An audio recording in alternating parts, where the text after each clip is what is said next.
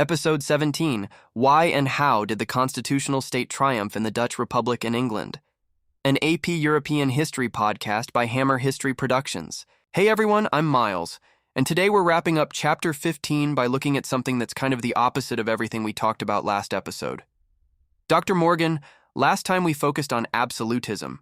Rulers like Louis XIV building really centralized power. Today we're talking about places where that didn't happen, right? Exactly, Miles.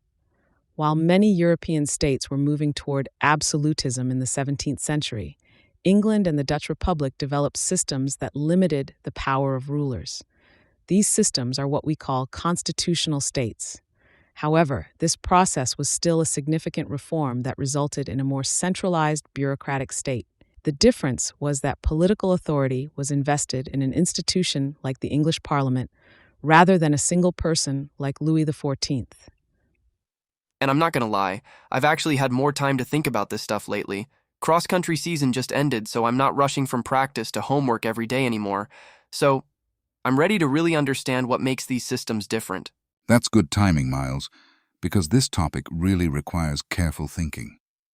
Constitutionalism isn't just a different kind of government. It reflects a different way of thinking about power, authority, and the rights of individuals. Okay, so let's start there. What exactly is constitutionalism? At its core, constitutionalism means that government power is limited by law.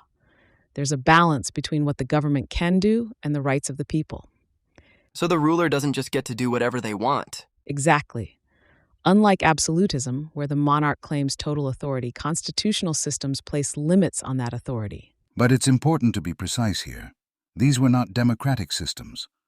Power was still held by elites, nobles, landowners, or wealthy merchants. So we're not talking about modern democracy yet. Not even close. But compared to absolutist states, these systems were seen as major steps toward limiting arbitrary power.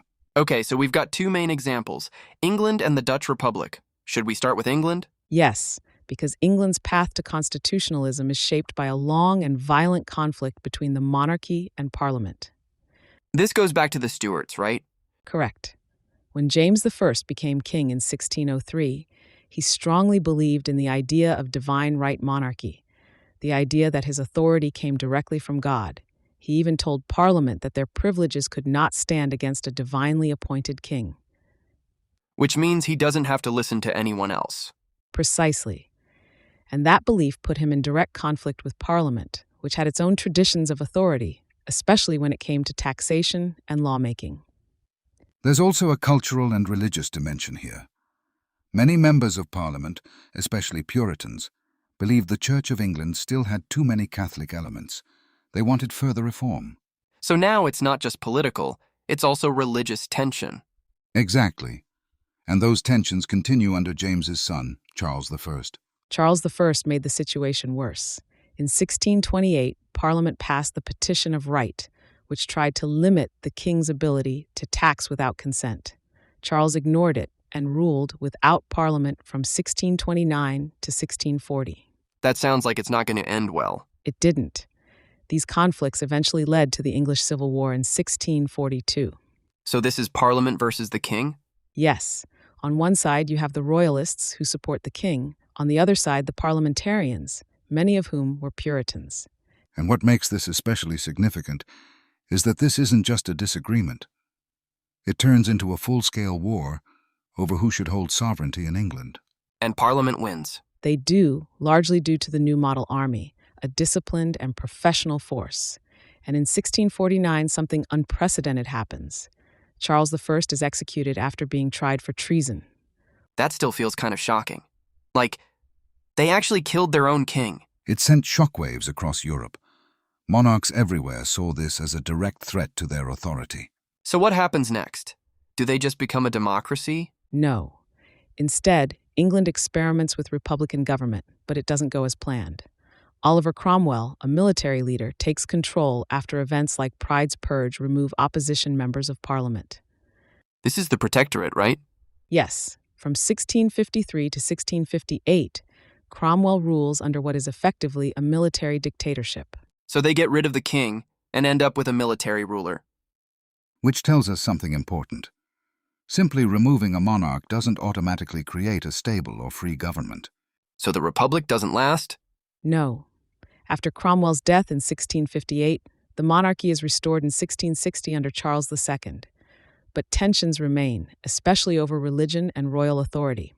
And that leads us to the Glorious Revolution. Exactly. In 1688, Parliament acts to remove King James II, who was Catholic and issued policies like the Declaration of Indulgence that alarmed many Protestants. And they invite William of Orange and Mary to take over. Yes, this is key. The monarchy is not overthrown from below, it's reorganized from above by elites. That's why it's often called glorious. Compared to the earlier Civil War, this transition involved relatively limited violence in England itself, though there was conflict in Ireland and Scotland, including the Battle of the Boyne in 1690. So what actually changes after this? The most important development is the Bill of Rights in 1689. This document lays out clear limits on the monarchy. Like what? Parliament has the sole authority to make laws. The king cannot suspend laws. Parliament must meet regularly. There can be no standing army in peacetime without Parliament's consent, and the judiciary becomes independent. That's a pretty big shift. It fundamentally changes the relationship between ruler and ruled. The monarch is no longer above the law. So this is where we get parliamentary sovereignty? Exactly. From this point forward, Parliament holds the ultimate authority in the English government. Later laws like the Habeas Corpus Act of 1679 also reinforced legal protections. So England ends up with a constitutional monarchy. There's still a king or queen, but they don't have absolute power. And importantly, this system reflects the interests of the upper classes. Parliament represents landowners and elites, not the general population. So again, not democratic, but definitely not absolutist. Correct. How did the Civil War change how people were thinking about politics, especially in terms of government and authority? It pushed people to rethink the very basis of authority, whether power should come from a king, from law, or from the consent of the governed. One clear response comes from Thomas Hobbes, who wrote Leviathan in 1651 during the turmoil. He concluded that without a powerful sovereign, society would collapse into chaos. So while everything is falling apart, he's trying to explain what government should look like? Exactly. Hobbes had a very pessimistic view of human nature. He believed that without strong authority, people would fall into constant conflict, a state of nature where life would be, as he famously put it, nasty, brutish, and short. His solution was a social contract where people give up their freedoms to a powerful sovereign, essentially supporting a strong, even absolute government to maintain order. So Hobbes is basically arguing for something closer to absolutism. Yes.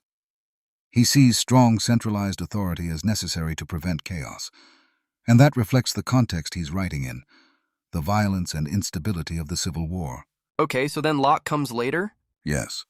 Locke is writing about a generation after the Civil War, in the context of the Glorious Revolution in the late 1680s. Locke provides the philosophical justification. In his 2 treatises of government, he argues that government exists to protect natural rights, life, liberty, and property. And if it doesn't? Then people have the right to rebel. That sounds kind of radical. It is, especially compared to the idea of divine right monarchy. Locke's ideas helped justify the Glorious Revolution and influence later political thought, including the Enlightenment. Okay, so that's England. Let's switch to the Dutch Republic. The Dutch take a very different path. Their constitutional system develops out of a revolt against Spanish rule beginning in the late 1500s, including the Union of Utrecht in 1579. So instead of a civil war within a country, it's a fight for independence. Exactly. Leaders like William of Orange helped organize resistance against the Spanish Habsburgs. By 1648, with the Peace of Westphalia, their independence is officially recognized. So no monarch at all? Correct. The Dutch reject monarchy entirely and create a republic where power is held by representatives. That sounds more modern. In some ways, yes. But again, we have to be careful. This is not a democracy. Power is controlled by wealthy merchants known as regents. So like an oligarchy. Precisely. These regents dominate the provincial estates, which are the main governing bodies in each province. And there's also something called the States General? Yes, that's the Federal Assembly, which handles foreign policy and war, but it's relatively weak Why? because the Dutch system is highly decentralized. Each province retains significant autonomy, and any major decision requires approval from the provinces. So one province could block a decision? Exactly. Each province effectively has veto power. This reflects the political culture of the Dutch Republic.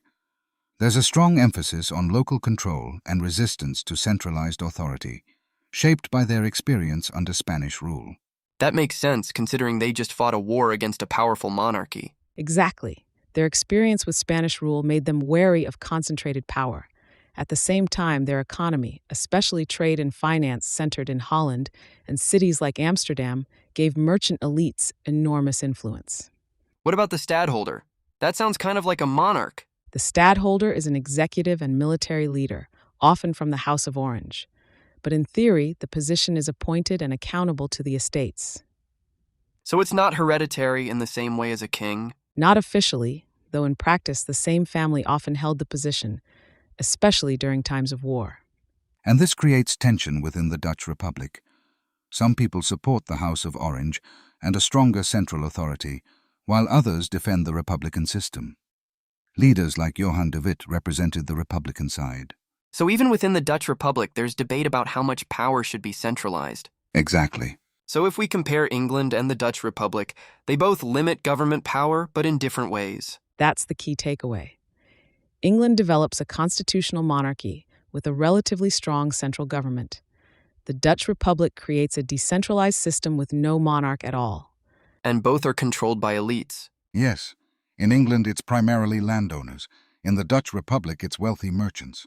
So why do constitutional systems develop in these places instead of absolutism? In England, there's a long tradition of parliamentary rights and repeated conflicts, from the Petition of Right to the Civil War to the Glorious Revolution, force a compromise between monarchy and parliament. And in the Dutch Republic, the experience of fighting for independence, combined with the economic strength of the merchant class, pushes the system toward decentralization and shared power. So in both cases, elites are strong enough to resist the monarch. Exactly. Constitutionalism emerges where no single ruler can dominate completely. That actually makes a lot of sense. It's not just about ideas, it's about power. Always. All right, that clears things up. Next time, we're shifting gears a little. Next episode, we'll look at a historiographical debate about Queen Elizabeth I and whether gender played a major role in shaping her reign.